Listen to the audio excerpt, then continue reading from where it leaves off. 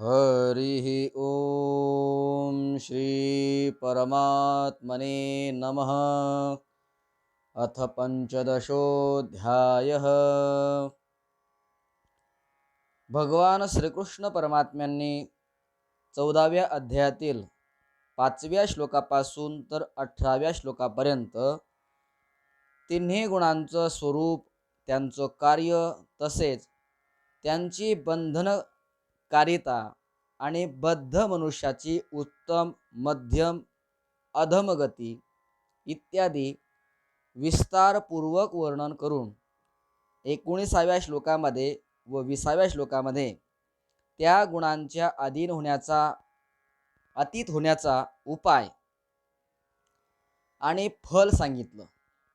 त्यानंतर अर्जुनाने विचारल्यावर 22व्या श्लोकापासून तर 25व्या श्लोकापर्यंत गुणातीत पुरुषांची लक्षणे, त्यांचं आचरण याचं वर्णन केलं. 26व्या श्लोकात सगुण परमेश्वराबद्दलचा अव्यभिचारी भक्तियोग हा गुणांच्या पलीकडे जाऊन ब्रह्मप्राप्तीसाठी योग्य बनण्याचा सरळ उपाय सांगितला. त्यासाठी भगवंतात अव्यभिचारी भक्तियोग रूपी अनन्य प्रेम उत्पन्न करण्याच्या उद्देशाने आता सगुण परमेश्वर पुरुषोत्तम भगवंताचे गुण, प्रभाव आणि स्वरूप, तसेच गुणांच्या पलीकडे जाण्यास प्रधान जे साधन आहे ते वैराग्य व भगवत शरणागती यांचं वर्णन करण्यासाठी 15व्या अध्यायाचा आरंभ केला आहे. येथे प्रथमतः जगाबद्दल वैराग्य उत्पन्न करण्यासाठी 3 श्लोकामध्ये जगाचं वर्णन वृक्षाच्या रूपाने करीत वैराग्यरूपी शस्त्राने ते तोडून टाकण्यास भगवंत सांगत आहेत. श्री भगवानुवाच ऊर्ध्वमूलमधःशाख मश्वत्थं प्राहुरव्ययं छन्दांसि यस्य पर्णानि यस्तं वेद स वेदवित्. भगवान म्हणाले, आदिपुरुष परमेश्वर रूपी मूळ असलेल्या, ब्रह्मदेव रूप मुख्य फांदी असलेल्या ज्या संसार रूप अश्वत्थ वृक्षाला अविनाशी म्हणतात, तसेच वेदही ज्याची पाने म्हटलेली आहेत, त्या संसार रूप वृक्षाला जो पुरुष मुळासहित तत्वतः जाणतो तो वेदांचं तात्पर्य जाणणारा आहे.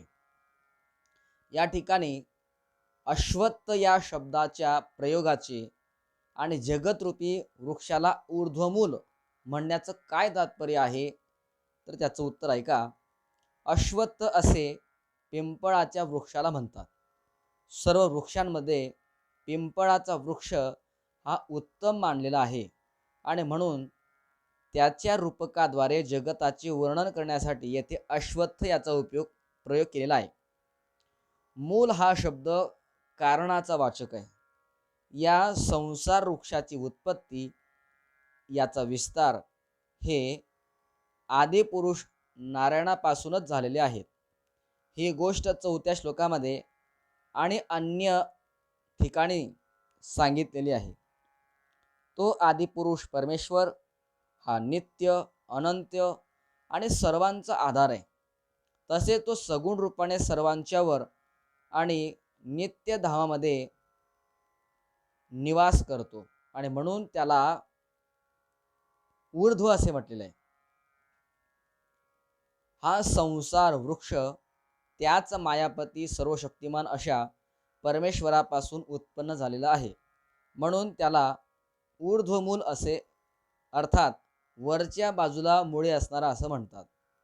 याचं तात्पर्य असं की इतर सामान्य वृक्षाचे मूळ खाली पृथ्वीमध्ये असते, परंतु या संसार वृक्षाचे मूळ वर आहे. ही मोठी अलौकिक गोष्ट आहे. दुसरा प्रश्न असा, या संसार वृक्षाला खालच्या बाजूला शाखा असणारा असं का म्हटलेलं आहे, काय त्याचं तात्पर्य आहे, तर संसार वृक्षाच्या उत्पत्तीच्या वेळी सर्वप्रथम ब्रह्मदेवाचा उद्भव होतो. कारण ब्रह्मदेव हाच याची मुख्य फांदी आहे. ब्रह्मदेवाचा लोक हा आदिपुरुष नारायणाच्या नित्य धामापेक्षा खाली आहे. तसेच ब्रह्मदेवाचा अधिकारही भगवंतापेक्षा खालचाच आहे. ब्रह्मदेव हा आदिपुरुष नारायणापासूनच उत्पन्न होतो आणि तो त्याच्याच शासनामध्ये राहतो. म्हणून या संसार वृक्षाला खालच्या बाजूला शाखा असणारा असे म्हटलेलं आहे. या ठिकाणी भगवंतांनी अव्ययम आणि प्राहु या दोन पदांचा प्रयोग केला. याचा भावार्थ काय? तर या दोन्ही पदांचा प्रयोग करून भगवंतांनी असं दाखवलंय की जरी हा संसार वृक्ष परिवर्तनशील असल्यामुळे नाशिवंत, अनित्य आणि क्षणभंगूर आहे, तरी याचा प्रवाह अनादी कालापासून चालत आलेला आहे. याच्या प्रवाहाचा अंत सुद्धा दिसून येत नाही. म्हणून याला अव्यय अर्थात अविनाशी असे म्हणतात. कारण याचे मूळ असलेला सर्व शक्तिमान परमेश्वर हा नित्य अविनाशी आहे. परंतु वास्तविक हा संसार वृक्ष अविनाशी नव्हे. जर हा अव्यय असता तर पुढच्या 3ऱ्या श्लोकामध्ये याचे जसे स्वरूप सांगितले आहे तसे उपलब्ध झाले नसतेच आणि वैराग्यरूपी दृढ शस्त्राने याला तोडण्यासाठी सांगता आलं नसतं. भगवंतांनी वेदांना या संसार वृक्षाची पाने असे म्हटलेलं आहे. काय कारण, याचं तात्पर्य काय आहे? तर पाने ही वृक्षाच्या फांदीपासून उत्पन्न होणारी तसेच वृक्षाचे रक्षण आणि वृद्धी करणारी असतात. वेद ही संसार रूपी वृक्षाच्या मुख्य शाखारूपी ब्रह्मदेवापासून प्रगट झालेले आहेत. वेद विहित कर्मांनी जगाची वृद्धी आणि रक्षण हेही होते. म्हणून वेदांना या ठिकाणी पानांचं स्थान दिलेलं आहे. आणखी एक प्रश्न निर्माण होतो की जो त्या संसार वृक्षाला जाणतो तो वेदांना जाणतो, असं म्हणण्याचं तात्पर्य काय? तर याद्वारे असं दाखवलंय की जो मनुष्य मुळासह या संसार वृक्षाला अशा प्रकारे तत्वतः जाणतो की सर्व शक्तिमान परमेश्वराच्या मायेने उत्पन्न झालेले हे जग वृक्षाप्रमाणे उत्पत्ती विनाशशील आणि क्षणिक असे आहे. म्हणून याच्या चमकदारपणामध्ये न गुंतता याला उत्पन्न करणाऱ्या मायापती परमेश्वराला शरण गेलं पाहिजे असे समजून जगापासून विरक्त आणि उपरत होऊन जो भगवंताला शरण जातो तोच वास्तविक वेदांना जाणारा होय. कारण 15व्या श्लोकामध्ये सर्व वेदांनी जाणण्याजोगा भगवंतोच आहे असे सांगितले आहे. जो संसार वृक्षाचं हे स्वरूप जाणून घेतो तो त्याच्यापासून उपरत होऊन भगवंताला शरण जातो आणि भगवंताला शरण जाणे यामध्येच संपूर्ण वेदांचे तात्पर्य समावलेले आहे. आणि म्हणून याच अभिप्रायाने या ठिकाणी म्हटले की जो संसार वृक्षाला जाणतो तो वेदांना जाणतो. पुढील श्लोकामध्ये भगवंत काय सांगतात, लक्ष द्या. अधश्वर्ध्वं प्रसृतास्तस्य शाखा गुण प्रवृद्धा विषय प्रवालाः अधश्च मूलान्यनुसंततानि कर्मानुबंधीनि मनुष्यलोके. अर्जुना, त्या संसार वृक्षाच्या तिन्ही गुणरूप पाण्याने वाढलेल्या तसेच विषय भोगरूप अंकुराच्या देव, मनुष्य आणि पशुपक्षादी योनिरूप फांद्या खाली आणि वर सर्वत्र पसरलेल्या आहेत.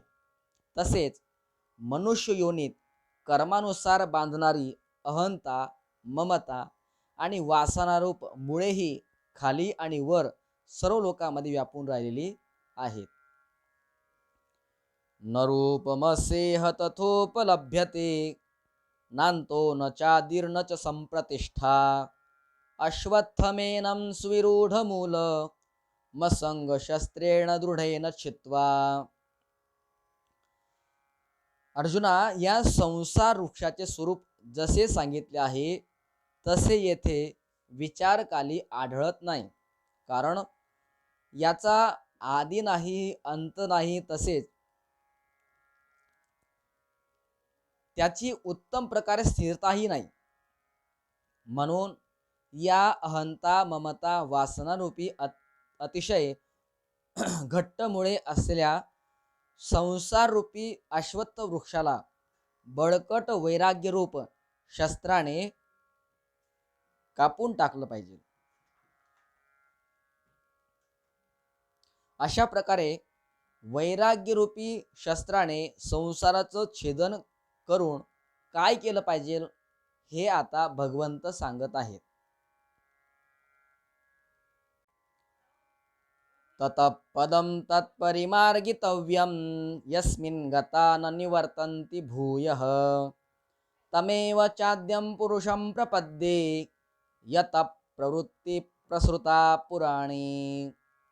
अर्जुना, संसारारूपी वृक्षाचं वैराग्यरूपी शस्त्राने छेदन करून त्यानंतर त्या परमपद रूप परमेश्वराला चांगल्या प्रकारे शोधलं पाहिजे. जेथे गेलेले पुरुष संसारात परत येत नाहीत आणि त्या परमेश्वरापासून या प्राचीन संसार वृक्षाची प्रवृत्ती परंपरा विस्तार पावली आहे, त्या आदिपुरुष नारायणाला मी शरण आहे अशा दृढ निश्चयाने त्या परमेश्वराचे मनन आणि निदिध्यासन केले पाहिजे. आता वरील प्रकारे आदिपुरुष परमपद स्वरूप अशा परमेश्वरालाच शरण गेल्यावर त्याला प्राप्त करून घेणाऱ्या पुरुषांची लक्षणे सांगितली जात आहेत. निर्माण मोहाजित संग दोषा अध्यात्मनित्या विनिवृत्त कामः द्वंद्वैर्विमुक्तास सुख दुःख संज्ञैर् गच्छन्त्य मूढा पदमव्ययंतात. अर्जुना, ज्याचे मान व मोह नष्ट झाले आहेत, ज्यांनी आसक्ती रूप दोष जिंकला, ज्यांची परमात्म्याच्या स्वरूपात नित्यस्थिती असते आणि ज्यांच्या कामना पूर्णपणे नाहीशा झाल्या, ते सुख दुःख नावाच्या द्वंद्वापासून मुक्त झालेले ज्ञानीजन त्या अविनाशी परमपदाला पोहोचतात. भगवंतांनी या ठिकाणी निर्माण मोह हे पद वापरलेलं आहे.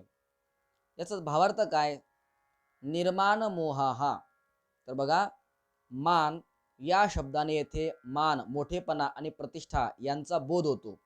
मोह हा शब्द अविवेक, विपर्यय ज्ञान व भ्रम इत्यादी तमोगुणांच्या भावांचा वाचक आहे. या दोन्हीपासून जे विरहित आहे, म्हणजे जे जात, गुण, ऐश्वर्य आणि विद्या इत्यादींच्या संबंधामुळे स्वतःमध्ये जराही मोठेपणाची भावना बाळगत नाहीत, तसेच मान, मोठेपणा किंवा प्रतिष्ठा आणि अविवेक, भ्रम इत्यादी तमोगुणाच्या भावांशी ज्याचा लेश मात्र संबंध उरलेला नाही, अशा पुरुषाला निर्माण मोहा असे म्हणतात. पुढील पद बघा, जितसंग दोषाहा. याचा भावार्थ काय? तर बघा, संग हा शब्द येथे आसक्तीचा वाचक आहे.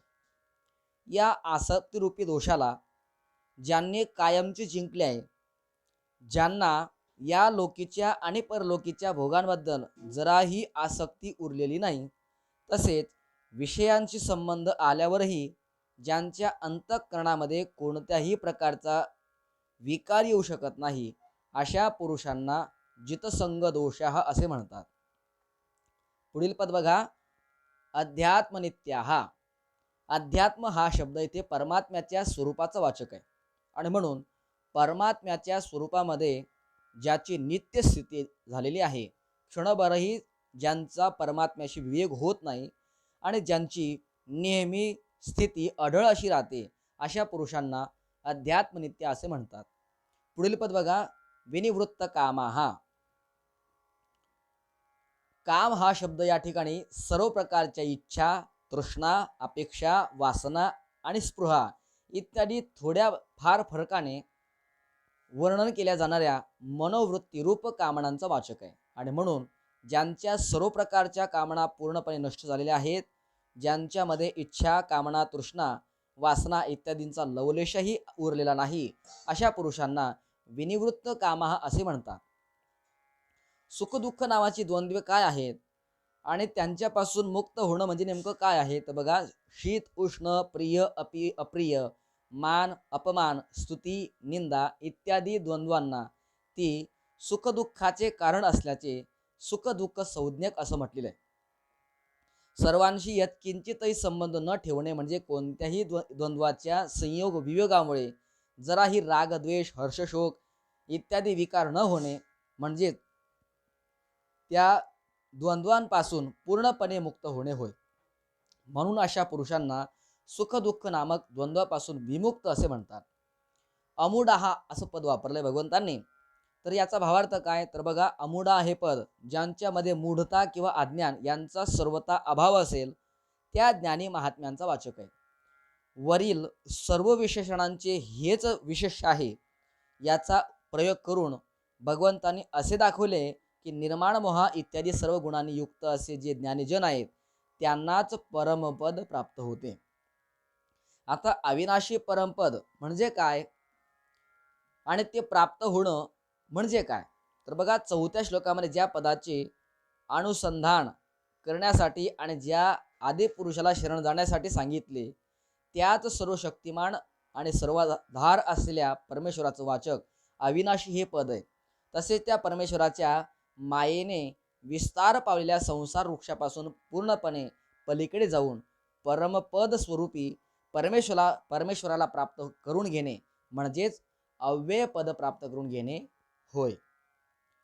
वरील लक्षणांच्या पुरुषांना जे प्राप्त होते ते अविनाशी पद कसे आहे या जिज्ञासेवर भगवंत त्या परमेश्वराच्या स्वरूपभूत असलेल्या परमपदाचा महिमा सांगत आहेत. कसं आहे ते परमपद? न तद्भासयते सूर्यो न शशांको न पावकः यद्गत्वा न निवर्तन्ते तद्धाम परमम मम. अर्जुना, ज्या परमपदाला पोहोचल्यावर माणसे फिरून या संसारात येत नाहीत त्या स्वयंप्रकाशी परमपदाला ना सूर्य प्रकाशित करू शकत, ना चंद्र, ना अग्नी, तेच माझे परमधाम आहे.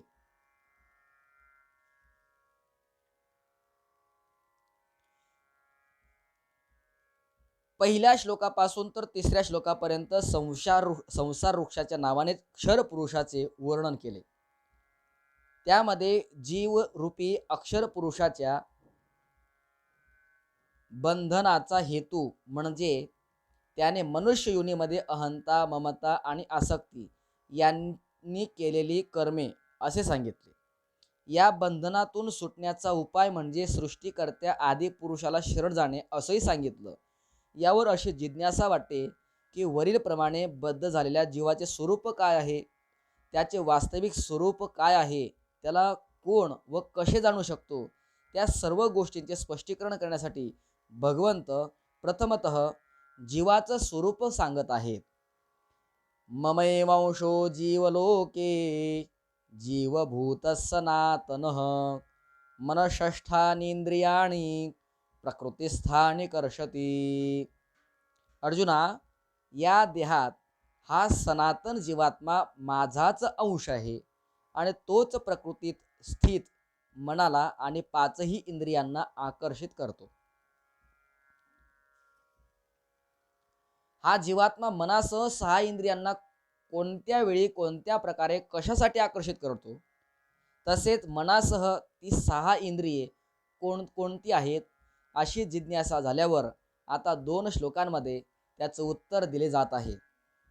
भगवान म्हणतात, शरीरम यदवाप्नोति यच्चाप्युत्क्रामतीश्वरः गृहीत्वैतानि संयाति वायुर्गंधा निवाशयात.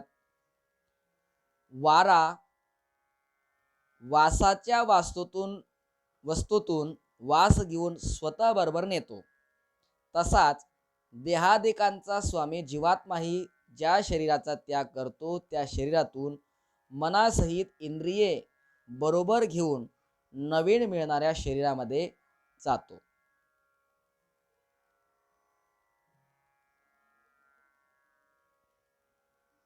श्रोत्रं चक्षुस्पर्शनं च रसनं घ्राणमेव च अधिष्ठाय मनश्चायं विषयानुपसेवते.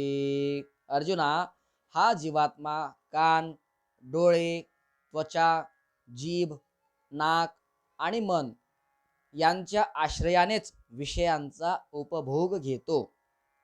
जीवात्म्याच्या तिन्ही गुणांनी संबद्ध असे एक शरीर सोडून दुसऱ्या शरीरात जाणारा आणि शरीरातून राहून विषयांचे सेवन करणारा असे म्हटलेले आहे जीवात्म्याला. आणि म्हणून अशी जिज्ञासा वाटते की अशा आत्म्याला कोण व कसे जाणतो आणि कोण जाणत नाही, यावर 2 श्लोकामध्ये भगवंत सांगतायत. उत्क्रामंतं सितं वापी भुञ्जानं वा गुणान्वितं विमूढानानुपश्यन्ति पश्यन्ति ज्ञानचक्षुषः.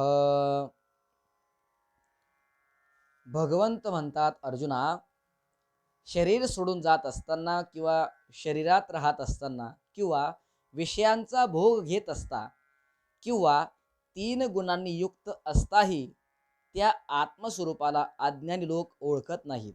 केवळ ज्ञानरूप दृष्टी असलेले विवेकी ज्ञानीच तत्वतः ओळखतात.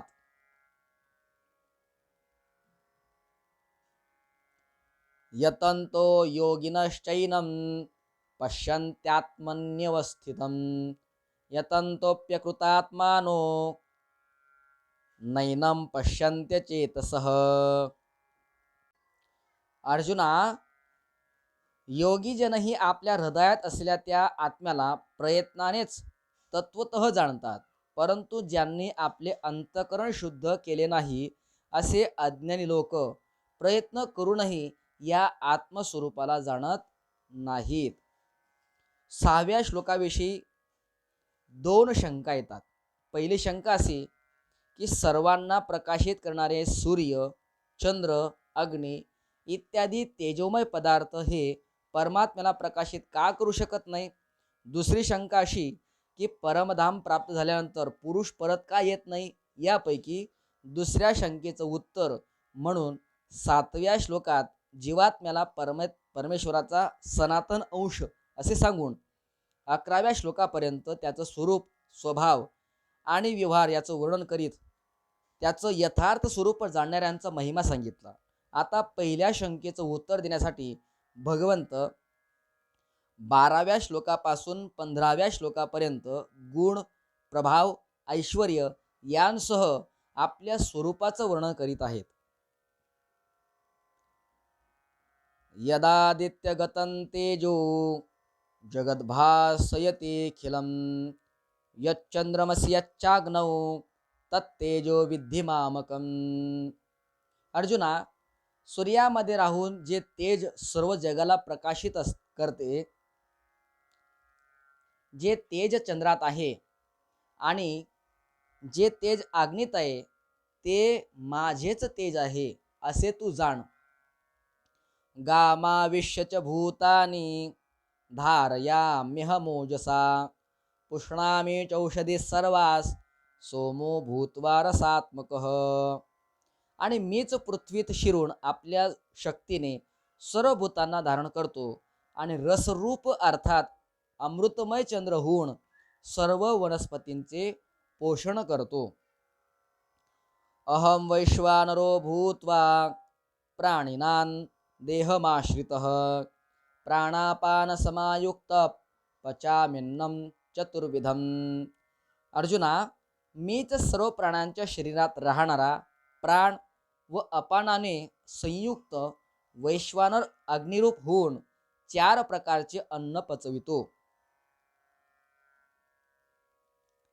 या ठिकाणी प्राणिनाम देहमाश्रिता या विशेषणासह वैश्वानर हे पद कशाचं वाचक आहे आणि मी प्राण व अपान यांनी संयुक्त असा वैश्वानर होऊन 4 प्रकारचं अन्न पचवितो, या भगवंताच्या म्हणण्याचं तात्पर्य काय आहे? तर बघा, ज्यामुळे सर्वांच्या शरीरात उष्णता असते आणि अन्नाचं पचन होते, त्या सर्व प्राण्यांच्या शरीरामध्ये वास करणाऱ्या अग्नीचे वाचक येथे प्राणिनाम देहमाश्रित या विशेषणासह वैश्वानर हे पद आलेलं आहे. तसेच भगवंतांनी मीच प्राण आणि अपान यांनी संयुक्त असा वैश्वानर अग्नी बनून 4 प्रकारचं अन्न पचवितो असे दाखवलेलं आहे की ज्या प्रकारे अग्नीची प्रकाशन शक्ती ही माझ्याच तेजाचा अंश आहे, त्याप्रमाणे त्याची जी उष्णता म्हणजे त्याची जी पाचन दीपण करण्याची शक्ती ती ही माझ्याच शक्तीचा अंश म्हणून मीच प्राण व अपान यांनी संयुक्त होऊन प्राण्यांच्या शरीरात वास करणाऱ्या वैश्वानर अग्नीच्या रूपात चार प्रकारचं म्हणजे कोणकोणतं, पहिला प्रकारे भक्ष्य, दुसरा प्रकारे भोज्य, तिसरा प्रकारे लेह्य आणि चौथा प्रकारे चोष्य. म्हणजेच भक्ष्य म्हणजे काय, दाताने चावून खाल्ले जाणारे भात, भाकरी इत्यादी. तसेच भोज्य गिळून खाल्ले जाणारे दूध, रबडी, पाणी इत्यादी.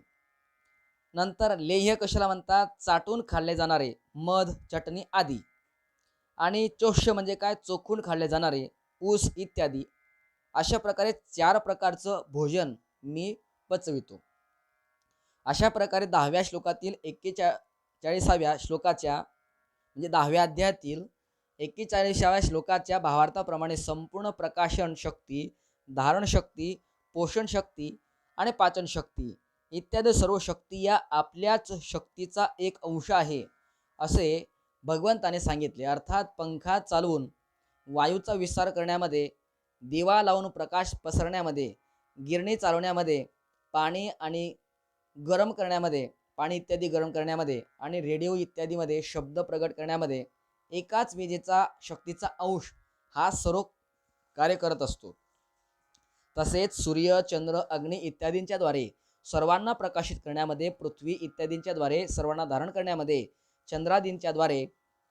चंद्राद्वारे सर्वांचं पोषण करण्यामध्ये आणि आपल्या सर्वांतर्यामीत्व आणि सर्वज्ञत्व म्हणजे वैश्वानर अन्न पचविण्यामध्ये माझ्याच शक्तीचा एक अंश सर्व काही करतो असे सांगून भगवंत आपल्या सर्वांतर्यामी आणि सर्वज्ञत्व इत्यादी गुणांनी युक्त असलेल्या स्वरूपाचं वर्णन करीत आपण सर्व प्रकारे जाणण्यास योग्य आहोत असे भगवान परमात्मा सांगत आहे.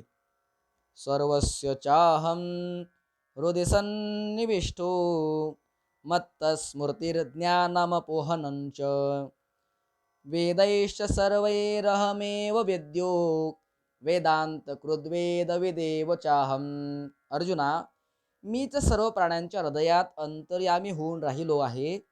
माझ्यापासूनच स्मृती, ज्ञान आणि अपोहन ही होतात.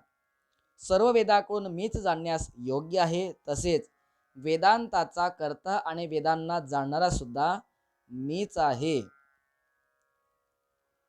या ठिकाणी भगवंतांनी स्मृती, ज्ञान आणि अपोहन या शब्दांचा अर्थ काय सांगितलेला आहे आणि ते तिन्ही माझ्यामुळेच असतात असे म्हणून भगवंताने काय दाखवले तर बघा, पूर्वी पाहिलेल्या, ऐकलेल्या किंवा कशाही प्रकारे अनुभव केलेल्या वस्तू, अगर घटना इत्यादींच्या स्मरणाचे नाव स्मृती आहे. कोणतीही वस्तू यथार्थपणे जाणणाऱ्या शक्तीचे नाव ज्ञान असे आहे. संशय, विपर्यय इत्यादी वितर्काच्या जाळ्याचे वाचक उहन आहे आणि त्यापासून दूर जाण्याचे नाव अपोहन आहे. हे तिन्ही माझ्यामुळेच असतात असे म्हणून भगवंतांनी हे दाखवले आहे की सर्वांच्या हृदयात स्थित असलेला मी अंतर्यामी परमेश्वरच सर्व प्राण्यांच्या कर्मानुसार वरील स्मृती, ज्ञान आणि अपोहन इत्यादी भाव त्यांच्या अंतःकरणामध्ये उत्पन्न करतो. पहिल्या श्लोकापासून तर 6व्या श्लोकापर्यंत वृक्षारूपाने संसाराचं दृढ वैराग्याने तो छेदण्याचे आणि परमेश्वराला शरण जाण्याचे, परमात्म्याला प्राप्त करून घेणाऱ्या पुरुषाच्या लक्षणाचे आणि परमधाम स्वरूपी परमेश्वराच्या महात्म्याचं वर्णन करीत अश्वत्थ वृक्षरूपी क्षरपुरुषाचे प्रकरण पूर्ण केले. त्यानंतर 7व्या श्लोकापासून जीव या शब्दाने वाच्य उपासक अक्षर पुरुषाचं प्रकरण प्रारंभ करून त्याचे स्वरूप, शक्ती, स्वभाव, व्यवहार याचं वर्णन करून तसेच ते जाणणाऱ्यांचा महिमा सांगत 11व्या श्लोकामध्ये ते प्रकरण पूर्ण केलं. नंतर 12व्या श्लोकापासून उपास्य देव पुरुषोत्तम याचं प्रकरण प्रारंभ करून 15व्या श्लोकापर्यंत त्याचे गुण, प्रभाव आणि स्वरूप याचं वर्णन करीत हेही प्रकरण पूर्ण केलं. आता अध्यायाच्या समाप्तीपर्यंत पूर्वी सांगितलेल्या तिन्ही प्रकरणाचं सार संक्षिप्तपणे सांगण्यासाठी पुढील श्लोकामध्ये क्षर, आणि अक्षर अशा पुरुषाचं स्वरूप भगवंत सांगत आहेत.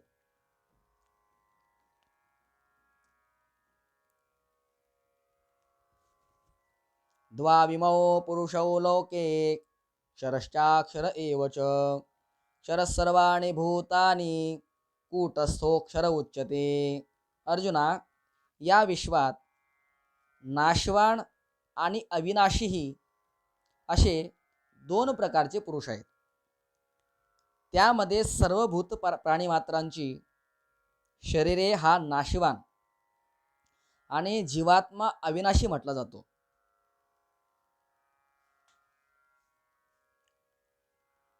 अशा प्रकारे क्षर आणि अक्षर पुरुष यांचं स्वरूप सांगून आता त्या दोन्हीपेक्षा श्रेष्ठ असलेल्या पुरुषोत्तम भगवंताच्या स्वरूपाचे आणि तो पुरुषोत्तम असणाऱ्याच्या कारणाचे वर्णन भगवंत पुढील 2 श्लोकामध्ये करत आहेत.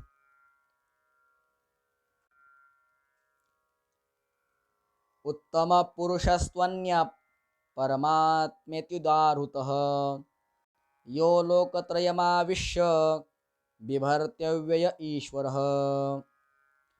परंतु अर्जुना, या दोन्हीपेक्षा उत्तम पुरुष तर निराळाच आहे, जो तिन्ही लोकात प्रवेश करून सर्वांचं धारण पोषण करतो. त्याप्रमाणेच तो अविनाशी परमेश्वर आणि परमात्मा असा म्हटला जातो. यस्माक्षरमतीतोऽहमक्षरादपि चोत्तमः अतोऽस्मि लोके वेदे च प्रथितः पुरुषोत्तमः.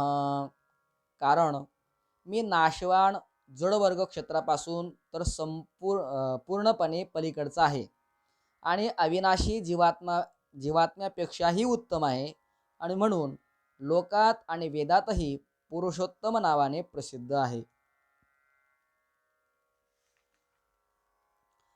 आता वर सांगितलेल्या प्रकाराने भगवंत पुरुषोत्तम असे मानणाऱ्या पुरुषाचा महिमा आणि त्याची लक्षणं भगवंत सांगतायत. यो मामेवमसम्मूढो जानाति पुरुषोत्तमं स सर्वविद भजति मां सर्वभावेन भारत. हे भारता, जो ज्ञानी पुरुष मला अशा प्रकारे तत्वतः पुरुषोत्तम म्हणून जाणतो, तो सर्वज्ञ पुरुष सर्व रीतीने नेहमी मला वासुदेव परमेश्वराला भजतो. अशा प्रकारे भगवंतांना पुरुषोत्तम म्हणून जाणणाऱ्या पुरुषाचा महिमा वर्णन करून आता या अध्यायामध्ये वर्णन केलेला विषय हा गुह्यतम आहे असे सांगून तो जाणण्याचं फल भगवंत वर्णन करीत या अध्यायाचा उपसंहार करीत आहेत. इति गुह्यतमं शास्त्र मिदमुक्तं मया नघ एतद् बुद्ध्वा बुद्धिमान स्यात् कृतकृत्यश्च भारत. हे निष्पाप अर्जुना, असे हे अतिरहस्यमय गुप्त शास्त्र मी तुला सांगितले आहे. याचे तत्वतः ज्ञान करून घेतल्याने मनुष्य ज्ञानवान आणि कृतार्थ होतो.